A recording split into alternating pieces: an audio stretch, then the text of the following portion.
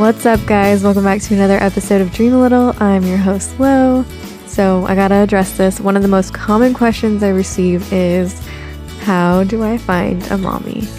It's a question I get almost every day, and honestly, I feel like I'm really not the best person to ask because I've never been in the market for one.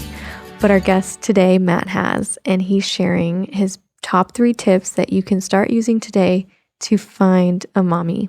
This week's episode is a continuation from last week, so if you missed part 1, I definitely recommend hitting pause and going back to episode number 158.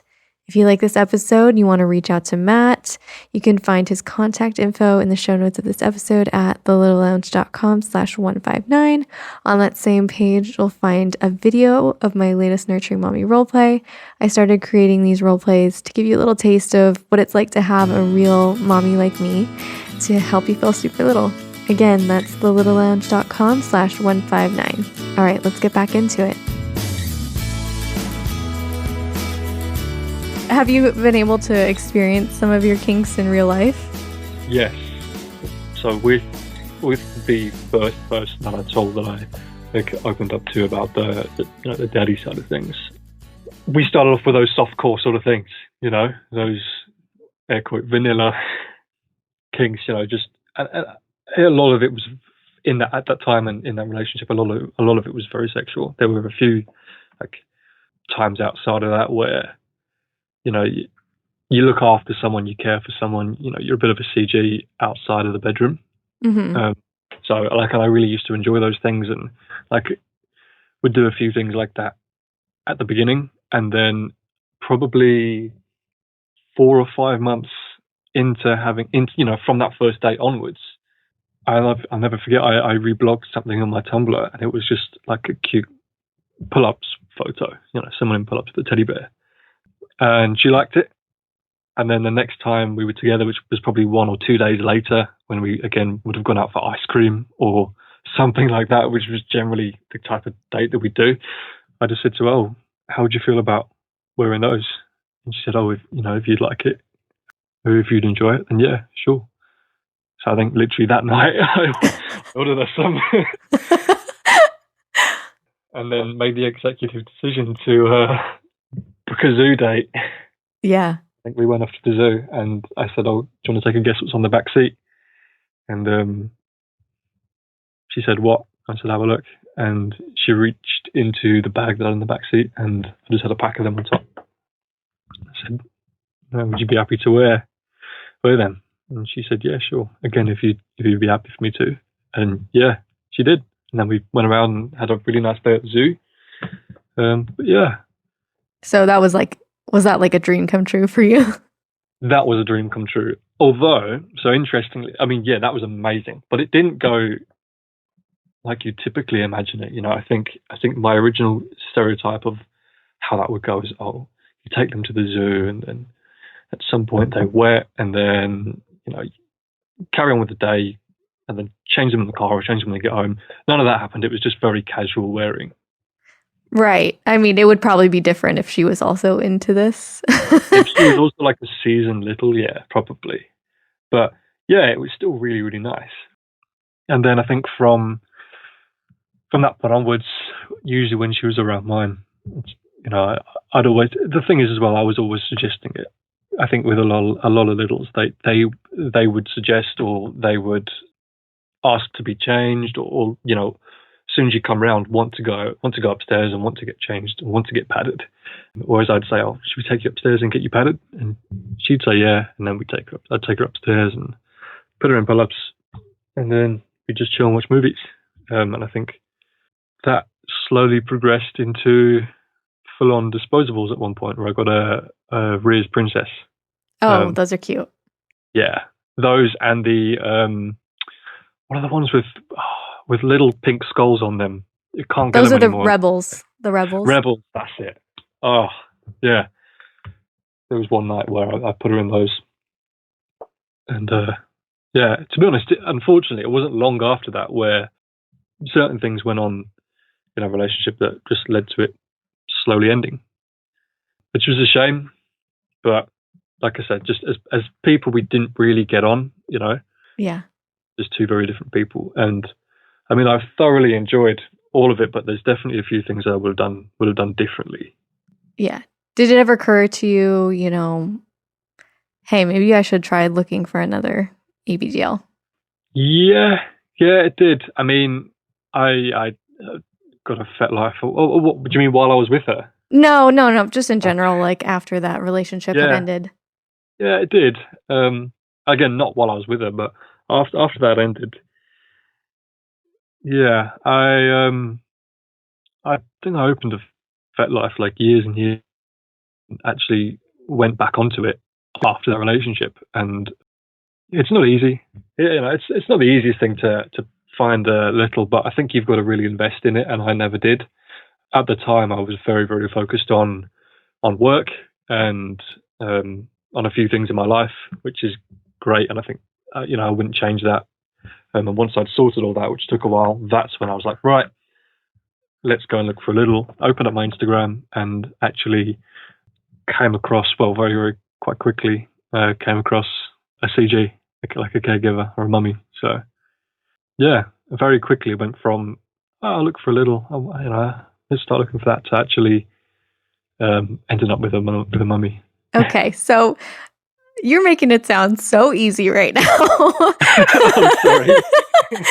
But okay, so like, can we talk about some of the things that you feel like contributed to like making that process a little easier? Because I can't really speak to finding a mommy. I've never really looked for one. But the thing that I hear over and over again is it's so hard. It's so hard. Like, what tips would you give someone who's trying to make that happen? Okay. First thing is you've got to actually put yourself out there a little bit. You see a lot of like Instagram pages where it's full of like really, really awesome art and manga and stuff, but there's no content of the page creator, I guess. So I think that's the first thing. Like, you've got to put some of yourself out there. Mm-hmm.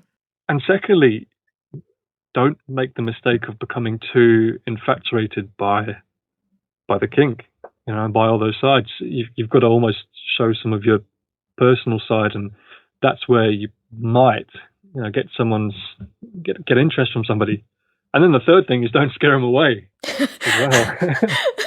Very important. It's a big 3-stage process. Put yourself out there and be a bit patient, because it doesn't happen instantly. Someone's not gonna message you instantly. So there is that, and then B, put some of yourself out there. It doesn't just need to be you in nappies or diapers or whatever. Like, for example, I regularly put just random stuff up on my Instagram story of me, and I think that's actually how the mummy that I've met, actually started messaging me. It's because I put up my face, which I wouldn't recommend. Yeah. But I did anyway, and then got a message. And it was just because I showed a little bit of personality in what I put up there. Yeah, and that would definitely make you stand out. Not everyone does that. And also, isn't your profile private as well? Yeah, it is private, yeah. So that helps a little bit, right? Yeah, I'd still say risky. So. I mean, it's a bit of a mystery there. Okay, so we have, you got to put yourself out there. I'm sure a lot of people who are complaining probably don't have a profile in the first place. So how is anyone going to find you, right? You got to post something and make some content. And then you said don't become too infatuated with the kink and kind of focus on, do you mean like talking about other things outside of that when you start messaging someone? Yeah, like your hobbies. If you go for a run, or you're like training or going to the gym, or if you're into sports, or if there's something really funny on the TV that made you laugh, take a video of that and see who else it makes laugh. That's a big thing as well. Just positivity and humor. Be positive. Try to be positive. I know not everybody, is in a position or in a place of absolute positivity, but my big thing for this year has been to radiate positivity, and the difference it's made on the connections that I've made in my my personal life, and having actually come across a mummy quite quickly is pretty tremendous. Be the person that people want around them. Yeah, absolutely. And it also sounds like, you take care of yourself, like you seem pretty fit. And I feel like when you're focused on, making you the best you can be without sounding cheesy. You know what I mean? Like working on yourself, focusing on yourself, and not getting sucked up into like, woe is me, like I'll never find this. And, getting sucked into that negativity. I think it really helps attract someone that you want to be your mommy. Exactly. Yeah. I mean, and it doesn't always, after I ended this relationship and whatnot, I felt rubbish. You don't always have to feel positive. Take some time to just recover, recuperate, and then when you're ready, when you feel it, just make a little bit of an effort to smile. And if you smile, you'll feel better anyway. So little things like that. And then, I can almost say the last 6 months of my life have just been awesome, just through my radiate positivity motto. That's great. So how has it been, getting to express your little side? Oh man, amazing. Like this is the first person that I've fully opened up to.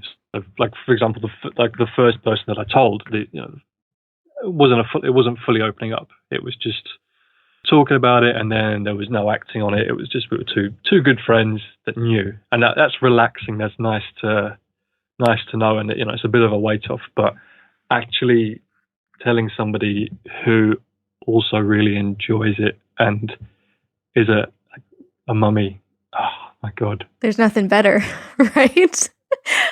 It's great.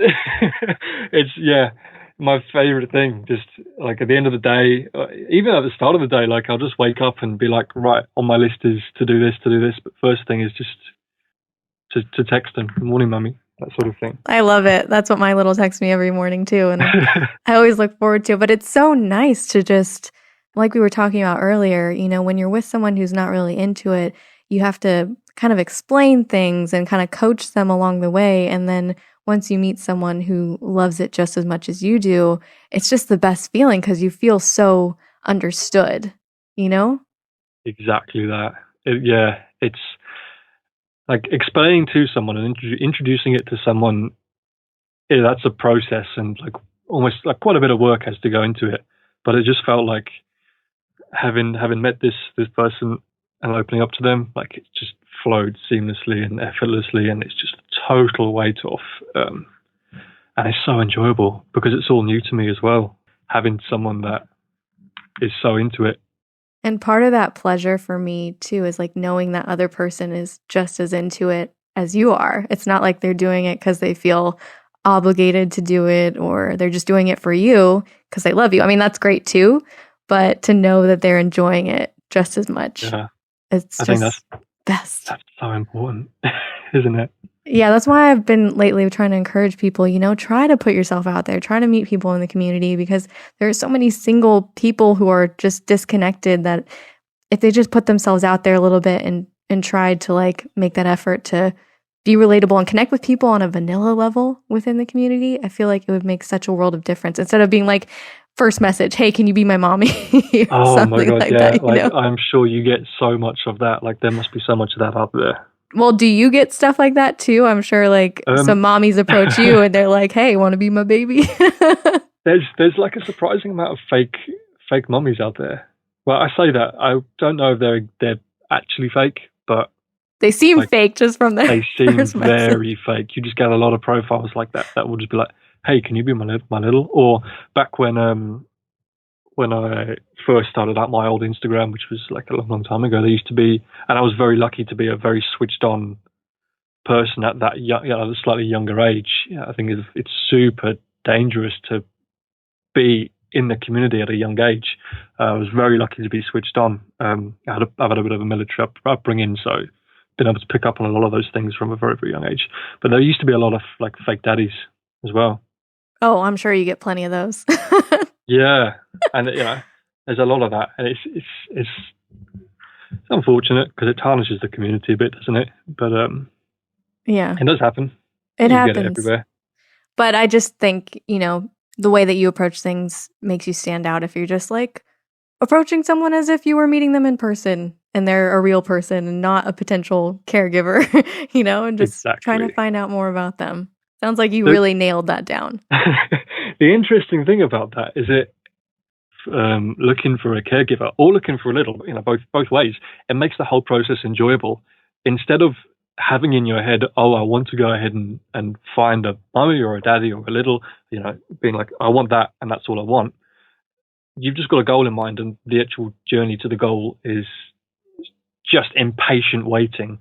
Whereas if you actually stop and enjoy getting to know somebody or getting to know lots of people in the whole community, I've not got a big Instagram page because it's still fairly new, but the people that I've got on there and the guys and girls that I've met and spoken to have been awesome to talk to.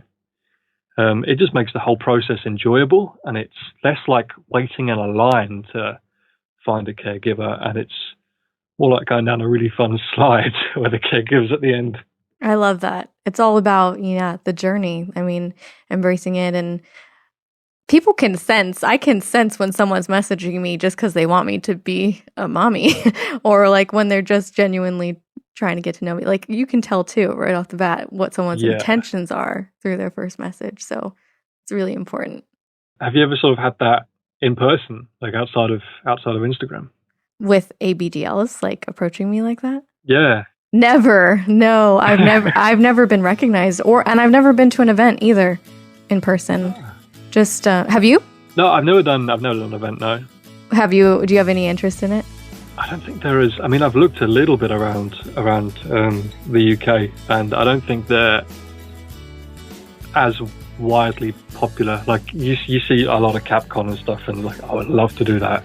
Obviously not at the moment, but I'd absolutely love to do that sort of thing. Hey, maybe next year. If I was going to do an event, like I would probably actually make a whole big point of going out to the States and then doing that as a holiday trip. So it's definitely on the bucket list.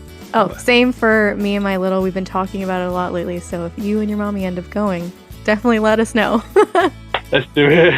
That would be really fun. I think that'd be brilliant. All right, Matt. Well, thank you so much for coming on the show and sharing a little bit about your experience. I really enjoyed getting to know you a little bit better. And you. Thank you very much for having me on. All right. I'll talk to you soon. Catch you in a bit. Bye.